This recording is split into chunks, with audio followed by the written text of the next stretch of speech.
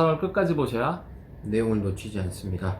지난번에 농지위원회라는 게 설치가 돼서 앞으로 이제 농지 취득 과정부터 농지를 어떻게 이용하는지에 대해서 시군구청에서 관리 감독할 거라는 이제 말씀을 드렸는데, 이게 시행이 언제부터죠? 2022년 5월 18일부터 시행됩니다.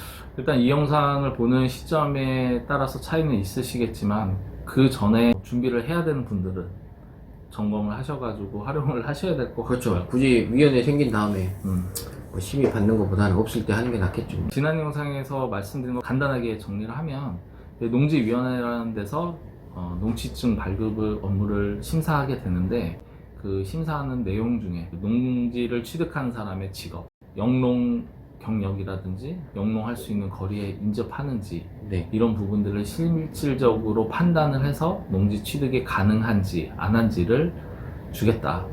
임의적으로 매매할 수 없다. 네. 네, 이런 부분으로 말씀을 드렸고, 이어서 이제 오늘 말씀은 이제 농지 상속에 대한 부분인데, 네. 이 부분을 왜 이제 말씀을 드리게 됐냐면, 농지 같은 경우에는 이제 농사를 짓는 분들이 당연히 취득을 하고, 그렇죠. 뭐 농업법인이 취득을 한다든지 이렇게 해서 그렇습니다. 활용을 하는데, 불가피하게 그 농사를 짓던 부모님이 돌아가시게 되면 도시에 있는 농사를 짓지 않는 자녀나 혹은 다른 가족들이 상속을 받게 되는 경우가 있어요. 그렇죠.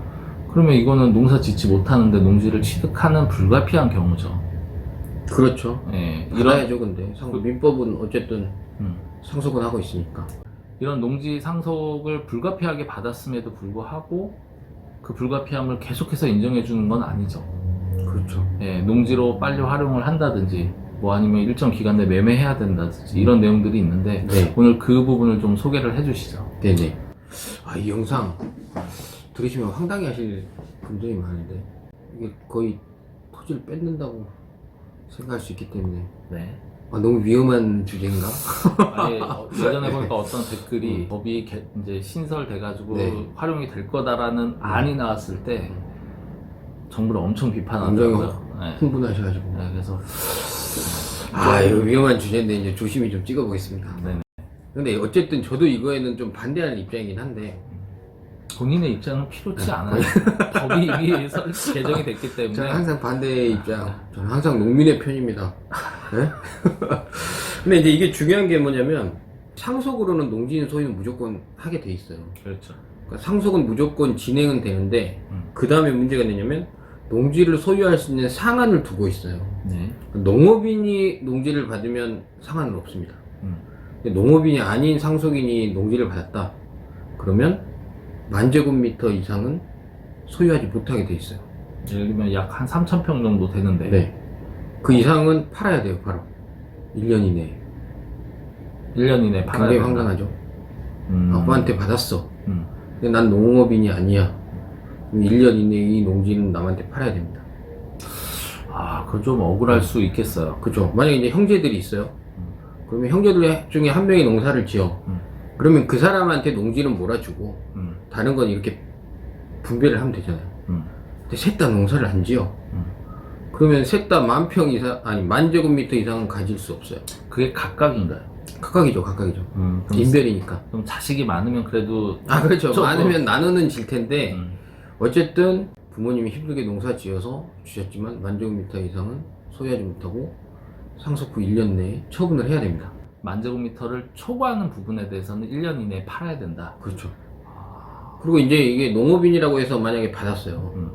근데 지금 아까 우리가 말한 것처럼 농지위원회 이런 게 이제 신설이 됐잖아요. 네. 거기서 이제 실태조사랑 이런 걸 하는 거예요. 그래가지고 봤는데 농사를 안 짓는다. 그러면 또 팔아라고 명령을 하는 거죠. 네. 이런 질문들을 많이 하실 것 같아요.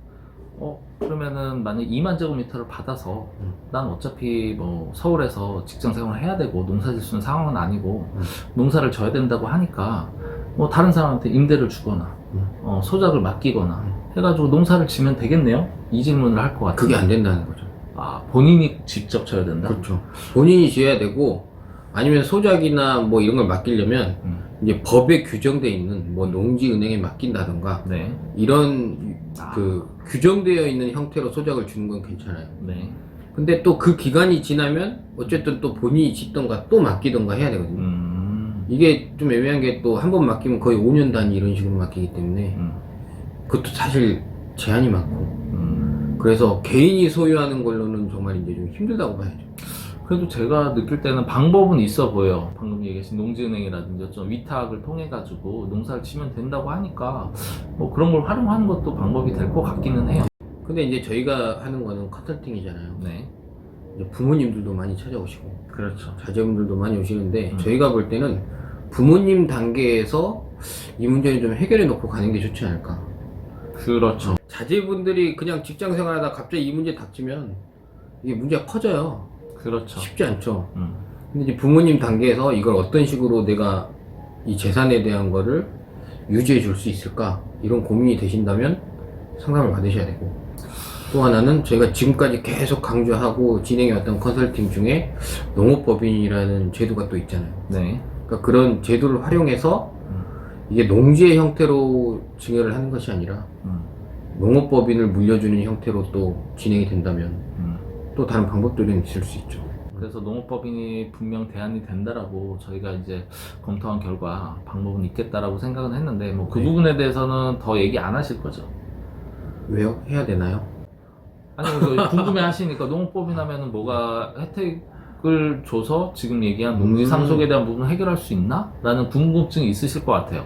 지금까지 계속 저희가 강조하면서 찍었던 내용들에 또 그게 있고, 또 하나는 이제 각 그 가정에 케이스마다 틀리기 때문에 그건 이제 사례를 좀 들어서 적용을 해야 되고 무조건 또 된다는 건 아니니까 이제 이 부분 좀 말씀드려야 되는데, 저는 좀 걱정되는 게 뭐냐면 이번에 농지법을 개정하면서 이 농지법 개정이 욕먹었거든요.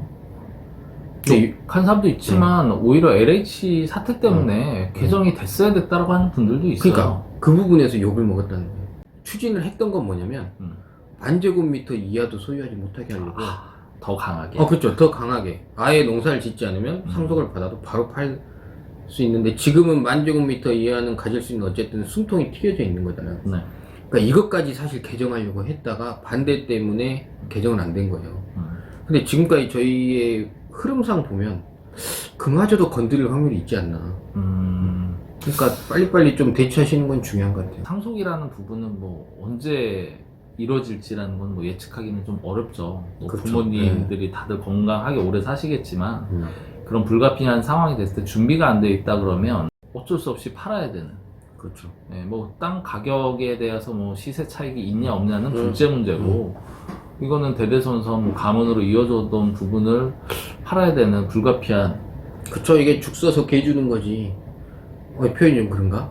개가 없어서. 아니 그 있잖아요. 평생 농사지은 땅을 수용을 통해서 LH에 넘겼는데 나는 헐값에 보상을 받았고 그걸 산 사람들은 돈을 엄청 벌었고, 좀 방향 이상하더라고. 그것 때문에 이 제도가 만들어졌는데 이 제도는 오히려 그 사람들을 잡는 게 아니라 선량한 농민들을 지금 잡는 거거든요. 그렇죠. 네.